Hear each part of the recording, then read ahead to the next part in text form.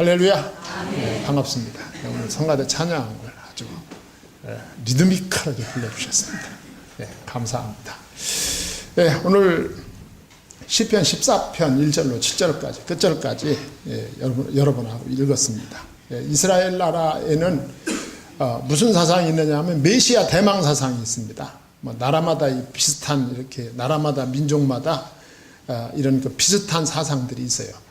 우리나라에도 보면은 뭐 정도령 사상이나 또 여러분들 생소하겠지만 뭐 미륵 사상이나 이런 게 있어요. 우리나라 또 보면은 이렇게 일반화되질 않아서 그렇지 그런 사상이 있는데 그런 그 우리나라에 있는 그런 사상들은 상당히 그 샤머니즘적이고 또 이 물질적이고 세상적인 어떤 그런 것을 얻는데 또 그런 것을 이루어줄 자 뭐 그런 사상이었습니다. 근데 이스라엘 민족에게 주신 메시아 사상은 하나님이 주신 언약입니다.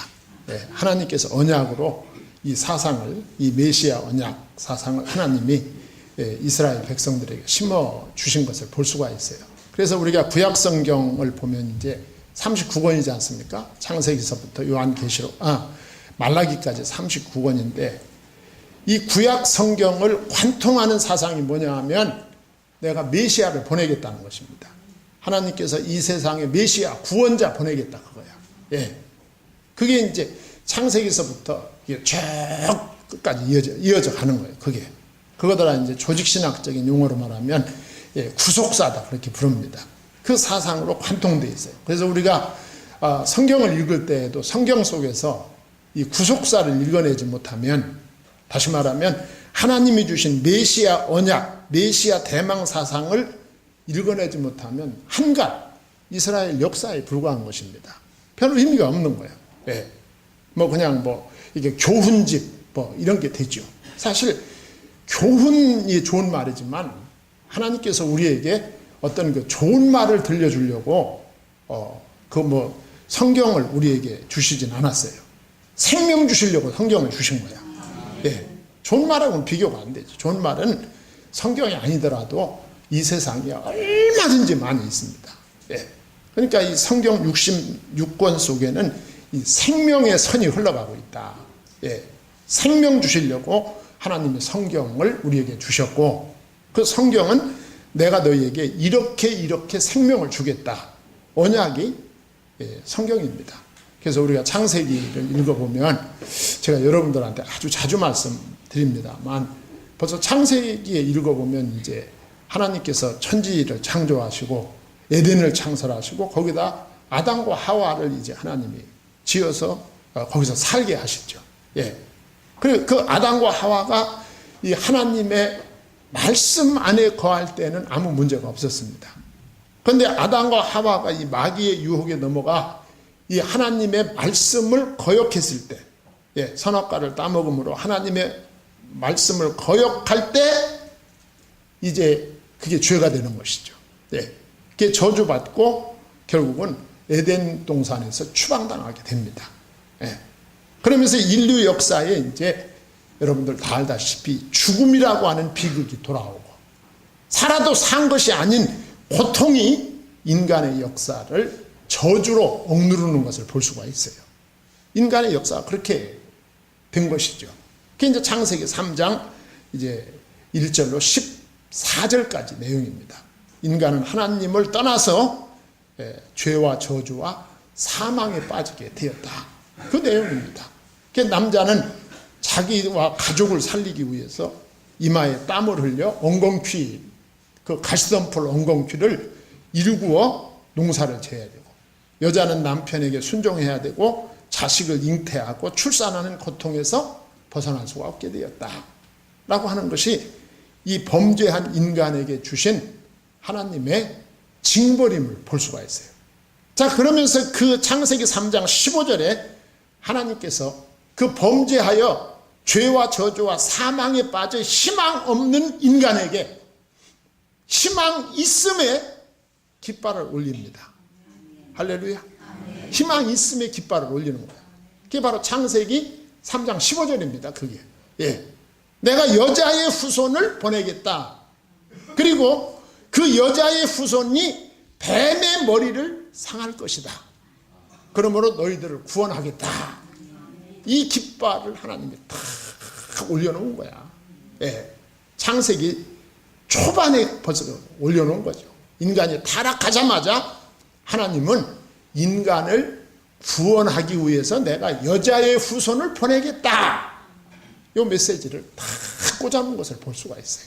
그러니까 우리가 성경을 조금 더 깊이 읽고 연구를 하면요, 정말 기가 막혀요. 기가 막혀요. 예. 성경이 그렇습니다. 그러면서 그 성경이 역사가 창세기에서부터 이제 쭉 이어져 가는 거예요. 여러분들이 들고 오신 거 성경 내용이 그렇단 말이죠. 그러면서 창세기 11장 끝부분에 가면 하나님께서 갈대아 우르에서 아브라함을 선택하지 않습니까? 부르지 않습니까? 예.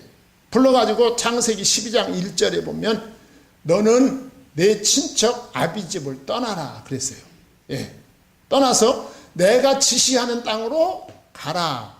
내가 내 이름을 창대케 하고, 그리고 너로 하여금 큰 민족을 이루게 하고, 그리고 너로 말미암아 천하 만민이 복을 받게 하리라 그랬어요. 아브라함에게 주신 명령이에요. 그게 전부 그 창세기 3장에서 이어지는 말씀이에요. 제가 그 중간 얘기를 다 생략해서 그렇지. 예.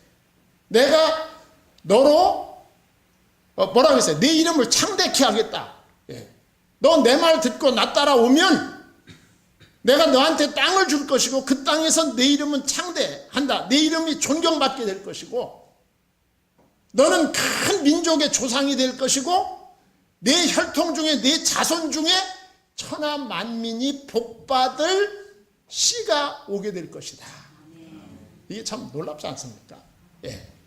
그러니까 우리가 성경을 볼 때 이 이스라엘 민족 중에 메시아를 보낼 것이다. 구원자를 보낼 것이다. 예. 너로 말미암아 천하 만민이 복을 받게 될 것이다. 이게 천하 만민이 복을 받게 될 그 씨가 바로 메시아입니다. 메시아. 구원자. 예. 구원자. 그래서 이스라엘 백성들은요, 이 메시아 대망 사상으로 그들은 모든 어려움을 극복할 수가 있었던 거예요. 예. 여러분, 그 역사가 하여간 우리 인간 역사 셈법으로는 셈이 안 되는 것입니다. 셈이. 자, 그럼에도 불구하고 수천 년이 내려와도 그 하나님의 언약의 그 혈통이 바뀌지 않는 거야. 쭉 이어져 가는 거죠. 근데 그걸 보면 우리가 뭘 생각할 수 있느냐면, 이 역사의 주체가 바로 하나님이시구나. 예. 그러니까 사람은 바뀌어도 그 하나님의 역사의 물줄기는 바뀌지 않는 거죠. 사람은 바뀌는데 끊임없이 수천 년이니까. 예. 그런데 하나님의 그 약속이 계속 이어져 가는 거예요.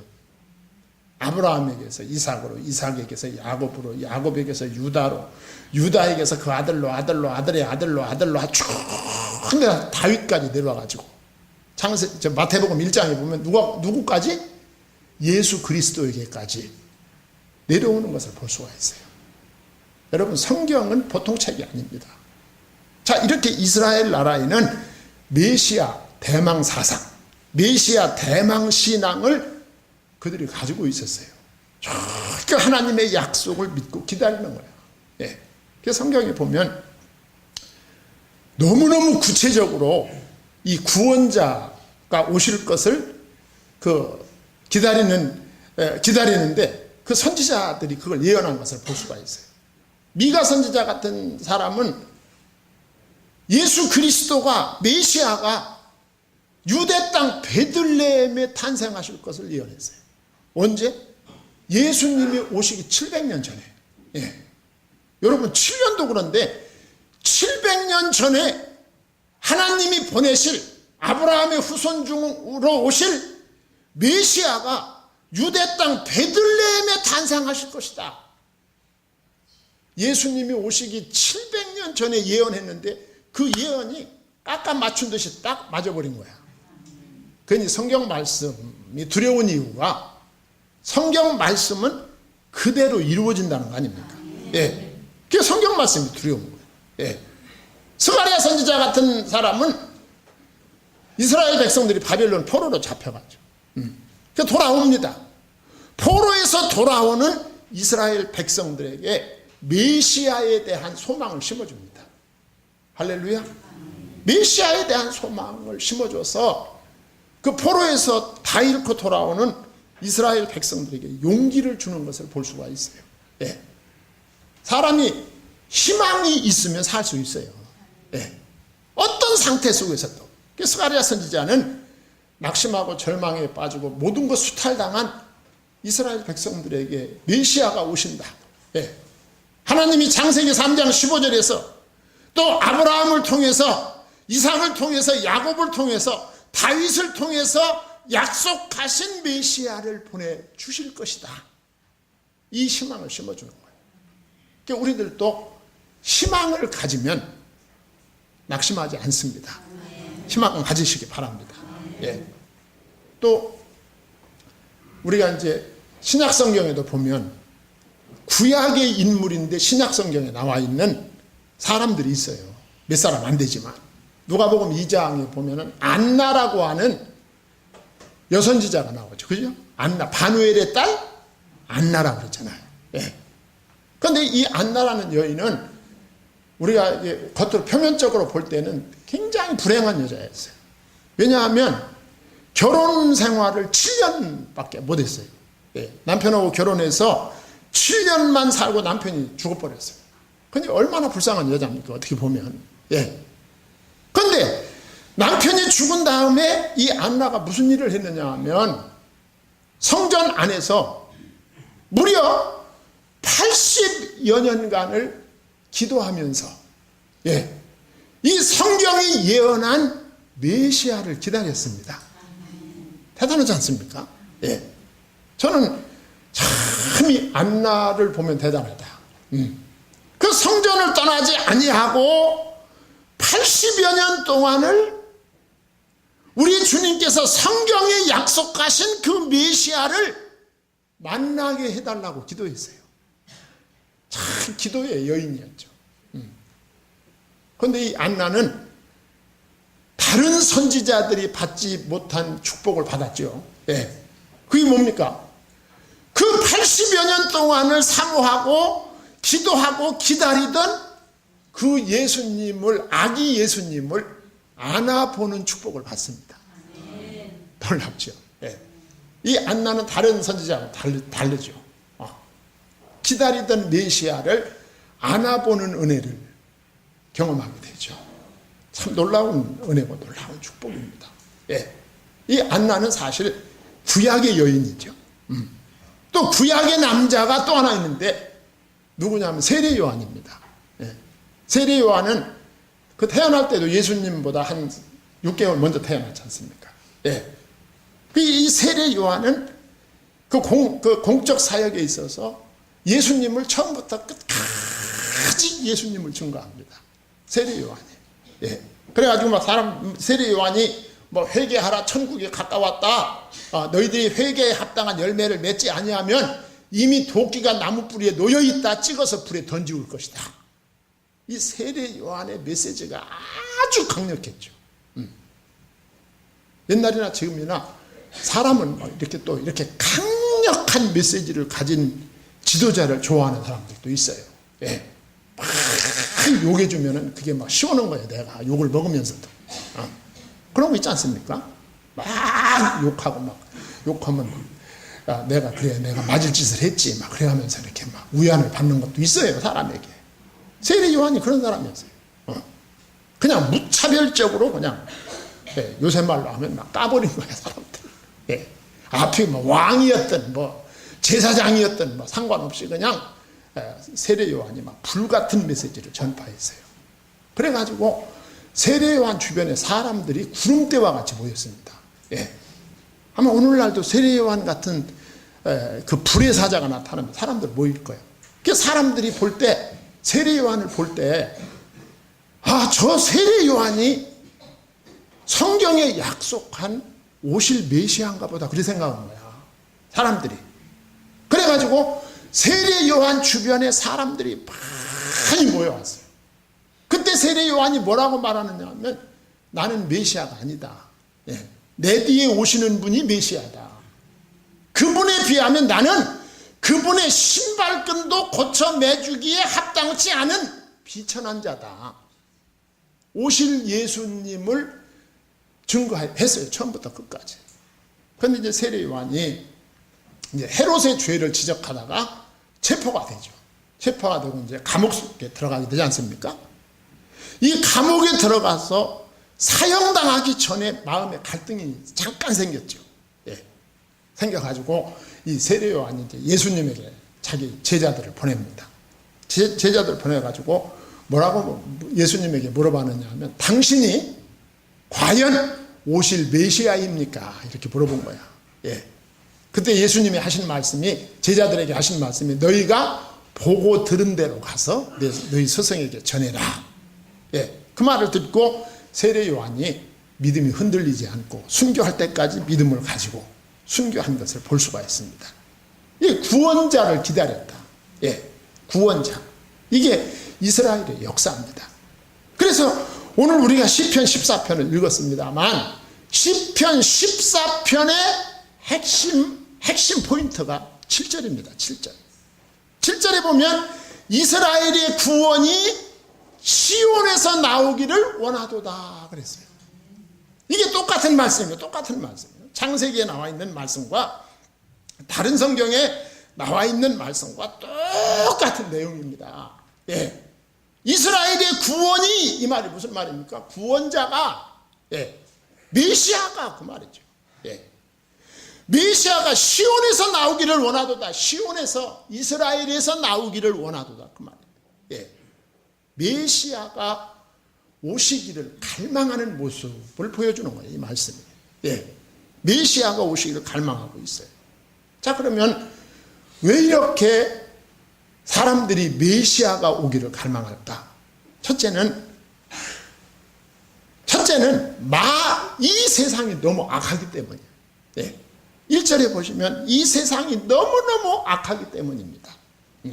그러면 그 악이 그 1만 가지의 악의 근원이 어디에 있느냐? 그 무신론이다. 무신론. 하나님을 믿지 않거나 하나님을 인정하지 않는 것이 이 세상의 만악의 근원이다 그 말입니다. 여러분 오늘날 얼마나 엽기적인 사건이 벌어집니까? 정말 뉴스를 보기도 싫고 듣기도 싫어요. 너무너무 끔찍해가지고. 예. 자식이 부모를 돈 때문에 죽이는 사람들이 이제 뉴스도 아닙니다. 그건. 예. 뉴스도 아니에요. 얼마나 보편화됐는지. 예.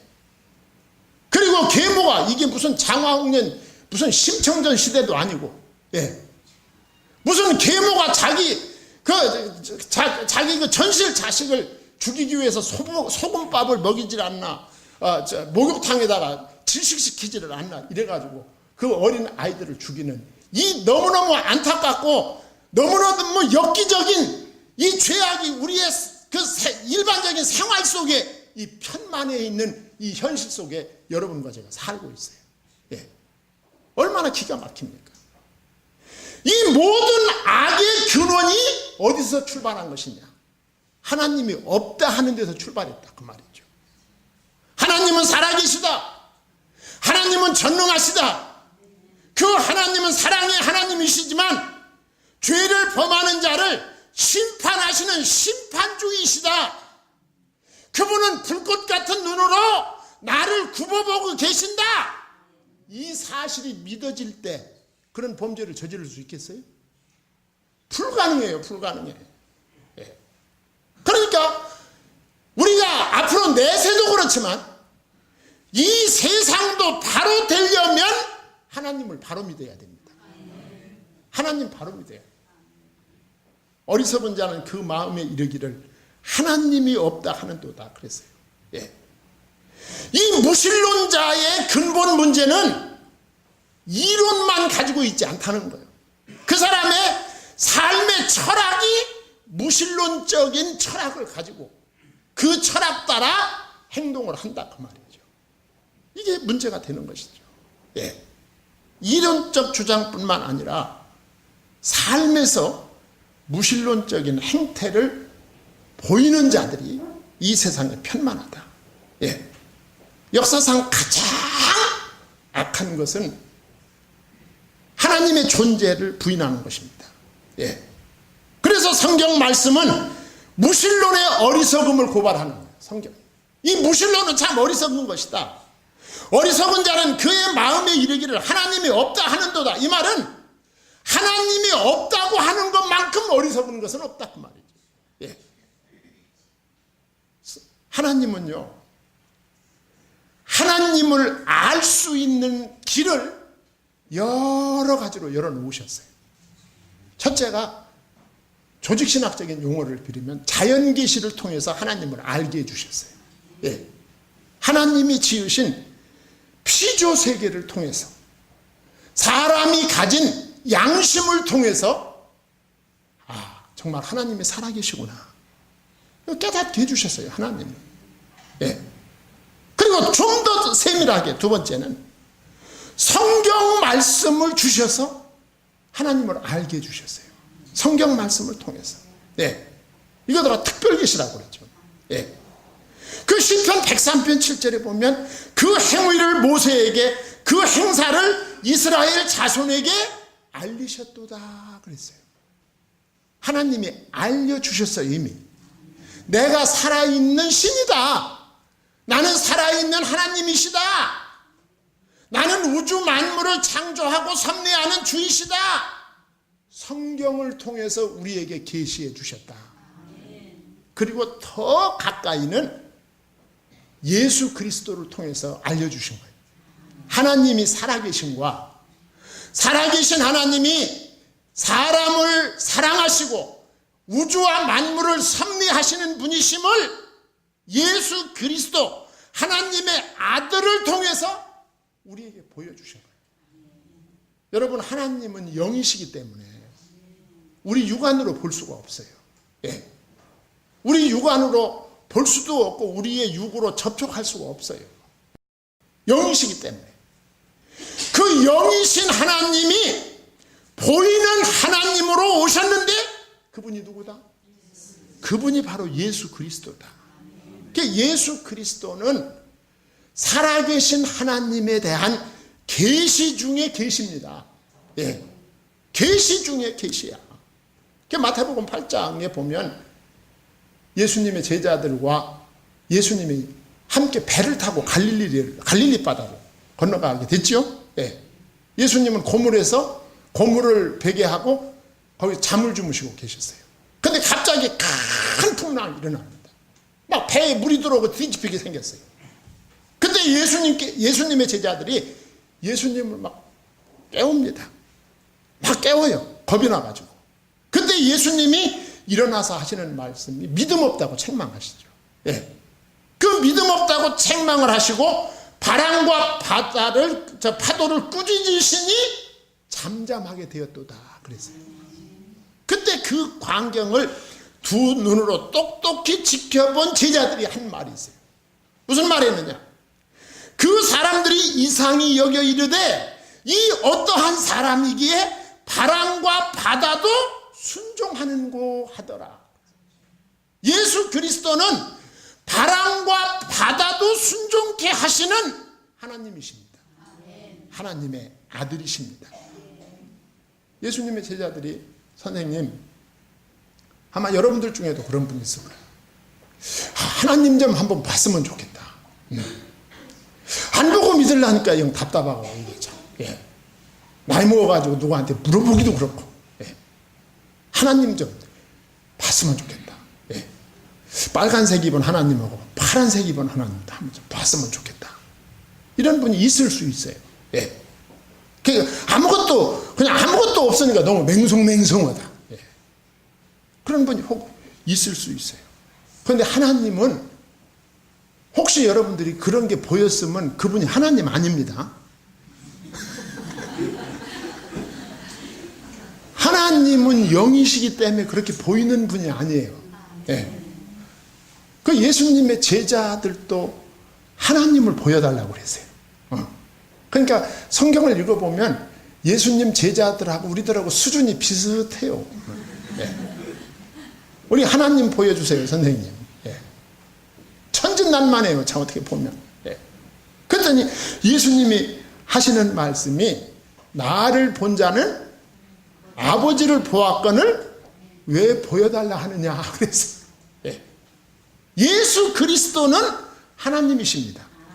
예수 그리스도는 볼 수 없는 하나님을 볼 수 있도록 사람의 몸을 입혀서 이 땅에 보내신 하나님이십니다.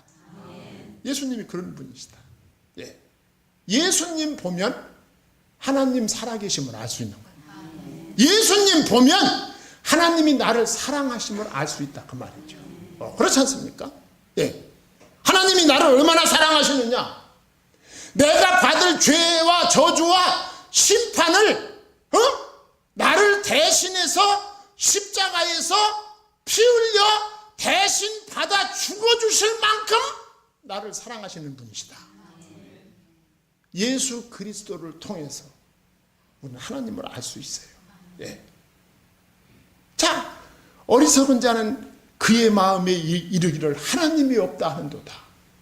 이렇게 보여주셨는데도 하나님이 없다 하는도다. 하나님이 보실 때 기가 막힌 거죠. 그들은 부패하고 그 행실이 가증하니 선을 행하는 자가 없도다 그랬어요. 성도 여러분, 만악의 근원이 무신론입니다. 무신론. 하나님이 없어. 하나님이 없다. 만악이 여기서부터 출발하는 거예요. 우리가 우리 자신도 그렇지만 우리의 사랑하는 가족들, 그리고 우리 자녀들에게 가장 먼저 가르쳐야 될, 가장 먼저 깨우쳐야 될, 그리고 가장 깨닫기를 사모해야 될 것이 하나님 살아계심을 믿는 것입니다. 예. 뭐 할 것입니까? 좋은 학교 나와서 악한 자가 되면 뭐 할 겁니까? 공부 잘해서 악인이 되면 뭐 할 겁니까? 예. 돈이 많아서 악인이 돼서 날마다 영창생활하면 뭐 할 겁니까? 예. 어디다 쓸 거예요, 그걸? 예. 하나님의 지배를 떠난 자는 악마의 지배를 받을 수밖에 없어요. 무신론의 영향력은 즉각적, 지속적으로 도덕적 영역의 죄를 끝없이 생산해냅니다. 어쩌면 그렇게 죄를 그렇게 구석구석 다니면서 나쁜 짓만 하는지 참 알 수가 없죠. 신기하지 않습니까? 부패한 행동, 가증한 행위, 선을 행하지 않는 것, 속속들이 나갑니다. 이 원인이 무엇이냐? 하나님 없다 하는 것입니다. 무신론이다. 두 번째는 하나님은 모든 것을 보신다고 했습니다. 예. 2절로 4절에 예. 사람들의 일거수일투족을 살피십니다. 2절 상반절에 보면 여호와께서 하늘에서 인생을 굽어 살피사 예. 지각이 있어 하나님을 찾는 자가 있는가 보려 하신즉, 우리 하나님은 이 세상을 굽어 살피사, 이 말은 만사를 섭리하고 계신다 그 말이에요. 예. 굽어 살피사, 이 말은 만사를, 당신이 택하시고 당신이 언약을 맺으신 여호와 하나님께서 이 세상 만사를, 당신의 택자들의 사언행 심사를 굽어 살피고 계신다. 예. 그 살피심의 목적은 지각이 있어 하나님을 찾는 자가 있는가 보려 하신즉 그랬어요.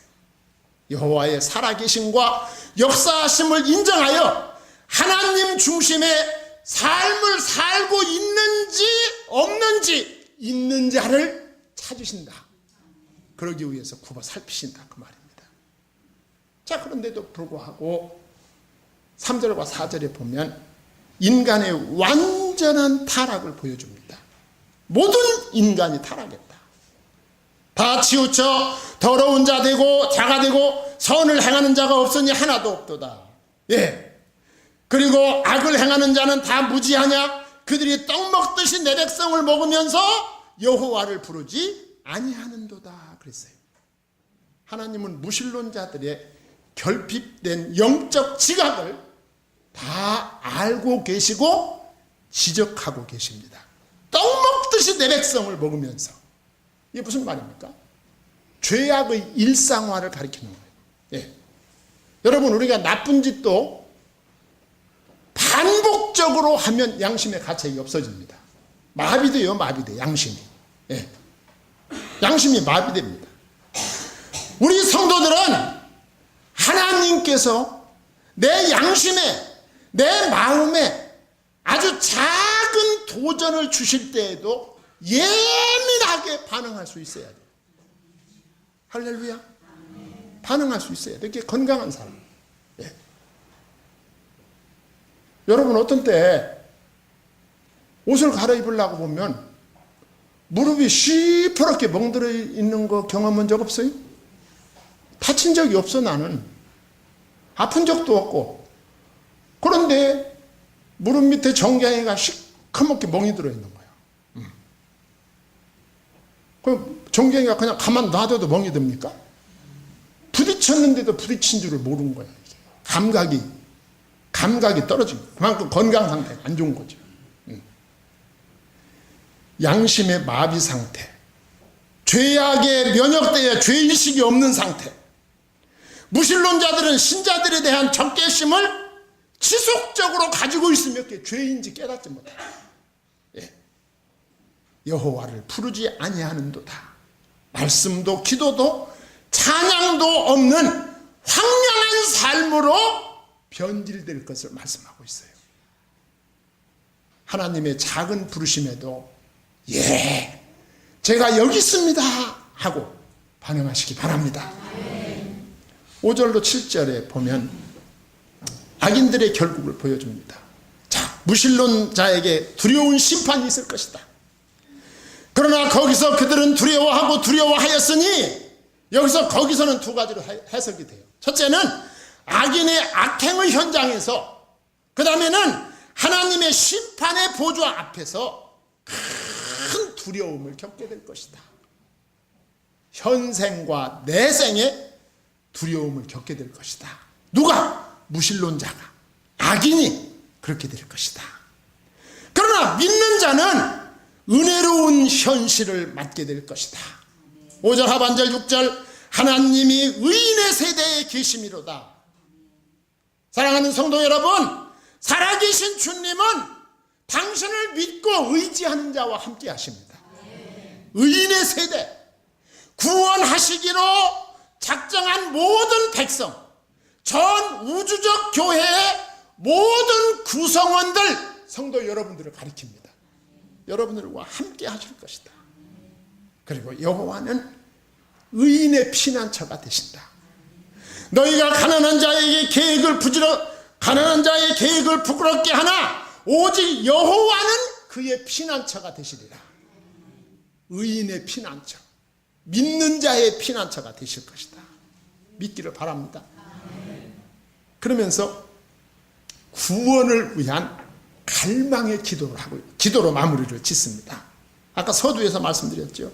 7절 이스라엘의 구원이 시온에서 나오기를 원하도다. 여호와께서 그의 백성을 포로된 곳에서 돌이키실 때에 야곱이 즐거워하고 이스라엘이 기뻐하리로다. 구원이, 메시아가, 예수 그리스도가 이스라엘 중에 나오기를 간절히 사모하고 있어요. 예. 그러면서 예수 그리스도는 포로된 자에게 자유 주시기를 위해서 오셨다, 그 말입니다. 오실 것이다. 두 가지 의미가 있어요. 역사적으로 이스라엘이 바벨론 포로에서 해방되기를 갈망하고 기도하는 것입니다. 궁극적으로는 죄와 저주와 사망에 포로된 자들이 하나님의 아들 예수 그리스도를 통하여 해방받을 것을 내다본 기도문입니다. 우리 성도님들은 이 기도의 응답으로 오늘 여기 계신 줄 믿습니다. 감사하고 믿고 기도하시다가 응답받는 역사가 있기를 소망합니다. 기도하겠습니다. 하나님